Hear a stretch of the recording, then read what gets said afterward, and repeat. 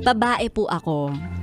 At isa po akong matatawag na titang ina sa panahon ngayon.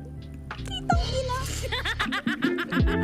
Kasi yung mga kapatid ko na nagsipag-asawahan, nagkapamilya na. Tapos ako, tagapag-alaga ng mga pamangkin na makukulit. Talaga nga namang titang ina ka. Nasa 26 years old na ako.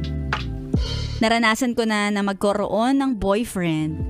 16 years old ako. Pero, patago. Ay, talaga, dapat patago. 16 years old ka pala kung ako ate mo Yun na nga. Nahuli pa ako ng ate ko na nakikipagkita doon sa boyfriend ko noon. Kinaladkad pa ako